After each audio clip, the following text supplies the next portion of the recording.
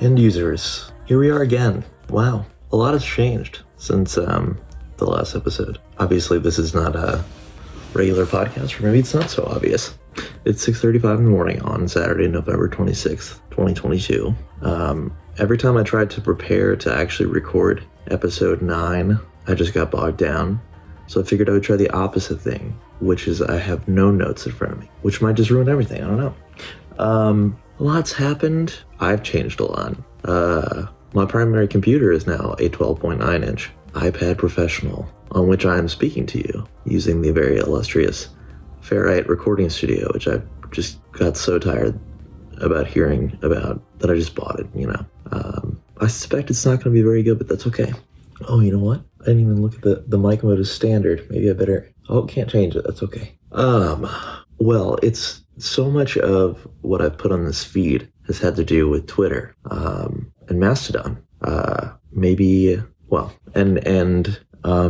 If you happen to have listened before or paid attention to anything that I do, you might note that, after 5 years of using Mastodon every day and trying to figure out a way to invest my time in such a way that would specifically get my close adult friends on Twitter, most of whom Twitter being our primary connect point, just trying to get them to try Mastodon. That hasn't changed, as in I've continued to fail there, I think.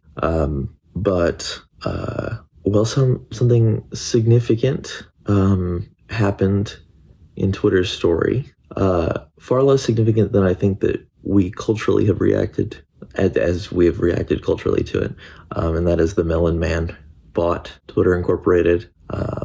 I have said publicly, and I think it's a pretty legit argument, that his purchase, his personality, and even his decisions are just so irrelevant in the grand scope of the story. I know it sounds pretentious as fuck, but the Twitter story, right? And honestly, I just don't find him all that interesting. Last night I mentioned this to a family member, and they put forth the idea that perhaps I'm just jealous of the Melon Man. By the way, that joke, I'm not a clever person, so I gotta latch on to word play whenever I get it. Where I grew up in the Midwestern U.S., the word muskmelon is like a synonym for cantaloupe, maybe. And you can turn the word Elon into melon with one letter. Anyway, that's the explanation for that, I guess. But it's possible that I'm jealous. I also, I think, have made it very clear on this feed that I think one of the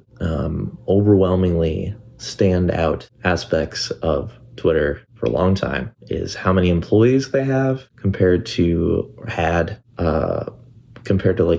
just the output of those employees, just the work output, just didn't make any sense. So I guess if the hiring and rehiring, whatever the Melon Man has done, maybe that a good thing, I guess, quote unquote. I don't know.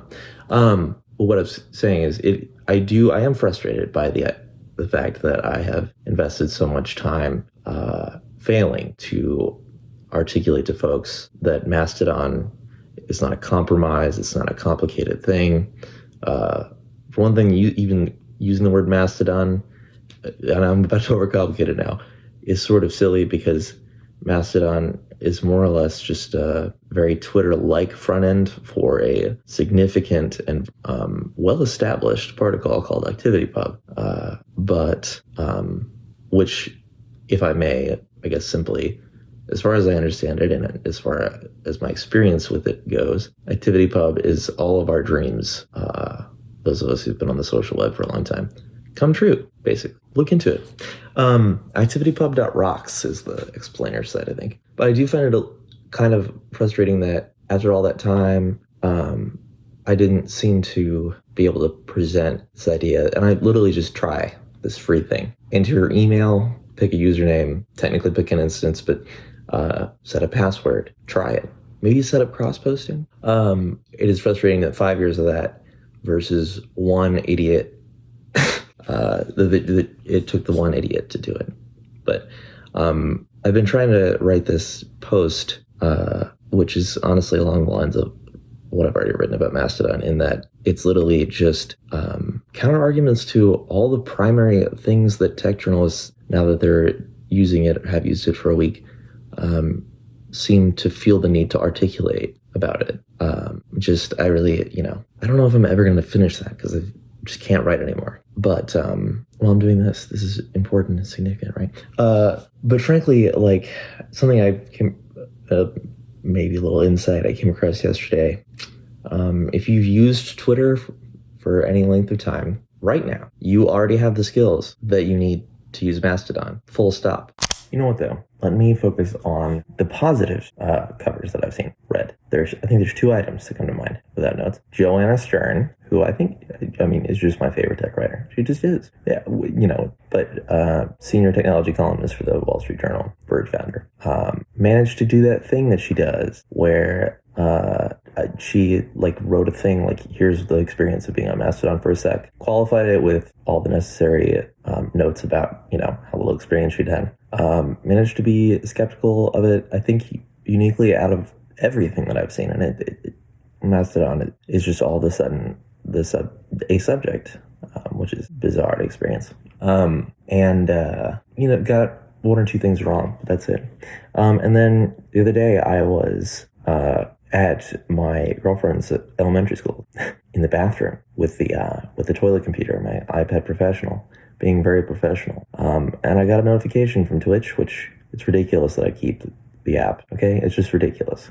It's just because I have friends and I keep notifications on. And it was like GitHub is live, and I was like, fuck it, I am literally shit. Can't do anything else. And it was Christina Warren and two other people I don't know talking about Mastodon.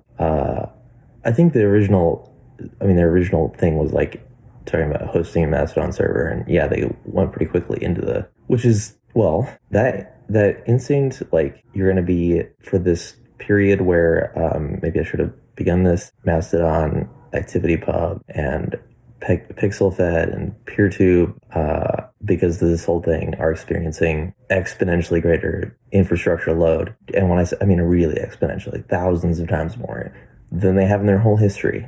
And most of them are maintained. Almost all of them. I'm not sure if I can think of a single one. Yeah, you're just going to come with me. I'm sure that's going to make plenty of contact noise. I can't think of a single one that's not maintained by a nonprofit. So, and by that I mean most of the time it's one or two people. Patreon.com/mess. Anywho, but before they did that, I just managed to join in the first 30 seconds, and I probably saved the text, but I made some requests. Popped in, I was like, yo, mention Eugen Rochko, who, he's not the god, he's not the sole creator, but he kind of is. He's the founder of the project, and of course an open source. I qualify this because I do not want to leave out the amount of effort and ideaing that I see every single moment, actually, going into the Mastodon project from other people. But yeah, if you want to learn more about him, I think, unfortunately, my interview will be linked from 2017, and it was dumb and bad.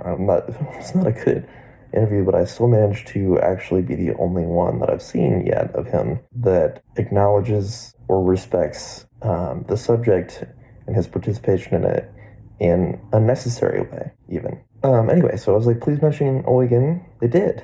And then they even, I was like, oh, boy, pronunciation. And they even, the first people ever, I think, who, after mispronouncing his name, and this isn't, we're talking about some, obfuscated, obscure, third world, not third world, I don't know if I have any use for that term. Some native peoples, the culture is just German, okay? But anyway, they made an effort, and they got his name right, and I just put this all on a big string, and they just immediately addressed all of it. And then I was like, please mention ActivityPub.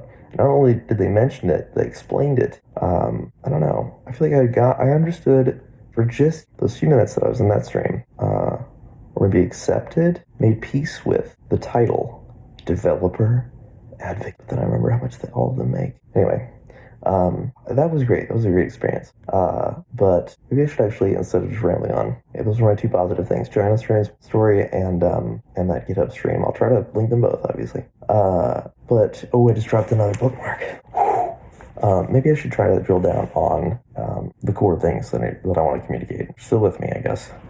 So let's try to conclude it. I'm giving up on the chapter bookmarks. I'm sorry. Ferrite does have a truncate silence feature though. It's just a little bit more complicated. It took me a sec to figure out. I'm working on a thread, which obviously will be late. I hope it turns into more than that. I'm working sentence by sentence. Here's my advice. Pretty much to anybody, but I'm going to specifically focus on those of you who've used Twitter, who find some value in the format. Join mastodon.org. You can use one of the links in the show notes / the thread. Uses the new instances.social tool. Not new, sorry. There's a link that just will automatically sort for instances that are currently accepting signups, have greater than 2,000 users, and require nudity / pornography to be to have a not safe for work tag. So that's just that's the one to go to. If you're signing up on a desktop, I still think, and apparently it's in the rework, you'll see my Mastodon iOS app review. You could watch the video. I still think that is not only the best way to onboard to Mastodon, I think it is the best social onboarding experience I've ever seen. So the Mastodon app, which is free, it doesn't mean you have to keep using it, but it was optimized specifically to make the onboarding process feel good, and it does. It's very simple. Come at me with your argument that signing up for Twitter.com is simple. Come at me. But so I would suggest signing up. And then the first thing I would suggest doing if you're using Twitter is to use the Mastodon Twitter cross poster. Configure it, which involves it's a free service. It's instant. Donate. It's miraculous. Involves logging into your Twitter account and then logging into your Mastodon account. My advice is to set it up exactly as I have had it for years, which is to have it cross-posting one way from Twitter to Mastodon, and have everything but retweets on. Maybe turn, I know that I feel bad when I've added someone on Twitter and it adds them correctly on Mastodon. You'll see that. And then, the profile directory is a good place. Right now, all of this is tactic. It might be a little slow. If you want to give it a few weeks, Orion's not sleeping. It's buying up cloud infrastructure. If you want to donate to Patreon or to their other instances, if you're not run by the project, obviously I'm also always down to help you find an instance or whatever. But if that's the end of your patience, if you've gotten that far, just that far where you've signed up and then you've started cross-posting, leave it. See what happens. This is what I did. I forgot about Mastodon for a year, but everything that I've been posting on Twitter had been shared to Mastodon, and that includes media too. Oh man, so many advantages being on Mastodon, but that's not what I'm here to talk about. And I came back and found that people had engaged, that they had replied, that I had gotten just far more positive and quantifiable engagement on the content that I had posted to Twitter that had been cross-posted over than I had on Twitter. Just, if I was a rational person, I would have left and actually moved. But you don't have to move. This is not a binary thing. I can't think of any more clever way than cross-posting. It's been around the whole time.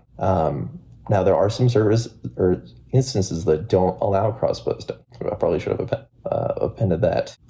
Mastodon.online is one of them. Mastodon.social, if it ever opens up for registrations again, does. That's what I'm on. So another thing, if you can't find people, I have a link to a CSV file that is all the people that I've ever followed. Updated would make sense. And you can import it directly, as in you can follow everyone I've ever followed. It's 600 people or something with one command. I've tried it and it worked. Be advised, you're gonna get those people are gonna get notifications. But the reason I say that is because, and again, I'm gonna be a little bit of a brat, but one of the things I hear about a Mastodon, you can't find anybody. People I find are whatever bad. Well, all I can do is give you my timeline because it is free of transphobia. I've literally never seen transphobia on Mastodon, which is something that I specifically saw called out. And obviously I have immense privilege, right? So it's not that it's not there, but on my timeline, it's just very, very smart, very diverse selection of reflective, hilarious, original, insightful people. Every single time that I've looked at my timeline, which is a lot daily, 5 years. I encountered something that I encountered something great. So there, I mean, because Mastodon is so well documented, because it was built primarily to be good as a social platform. That's its primary purpose, as opposed to whatever delusions, Twitter specifically was designed to do. You'll just find that your data is portable. You have very granular controls, but the default settings, you don't have to go into the preferences menu. You'll be fine. The default settings as they come are honestly perfect. It hides not safe for work media by default. You have to click on it. It's in the simple web view, but I hope that you explore. But you don't have to. You don't have to know anything about it. Open source, federation, ActivityPub, nothing, and you will have a better experience. I think that's it. I think I did a pretty good job with no notes. I don't know if I'll ever come back. But I hope that I can finish this thing and just be a resource. I really have used it for 5 years. I really have interviewed Eugen, pissed Eugen off, made him unfollow me, then inadvertently flattered his ass. Drama. Eugen barely knows who I am, if at all. But I've invested months of my life aggregating all the wonderful tools, specifically my iOS apps rundown. You just have so many options. You have so many ways in, but if you're overwhelmed, you can just take one, and that one's better. davidblue.wtf/contact does this magic thing if you're on a mobile device. If you're on a desktop too, probably, if you have a contacts manager, where my contact card pulls up with my actual phone number. Text me, call me. I probably won't answer, but leave a voicemail. I'm here to help, legit. If you want to schedule something formally, davidblue.wtf/services. But yeah, I guess one more thing, once more, all the sentiments that I see about Twitter being a bad place. I, in my middle-class, cis, white man, beautiful world, but I haven't experienced that at all. In fact, it's given me my entire adult social life to get it. And of course, it's really who's the most important person in technology? It's not the Melon Man. It's the users, folks. The end users. Oh, wow, look at how succinct that was. Anyway, Build.world. Keep it real. Seriously, hit me up.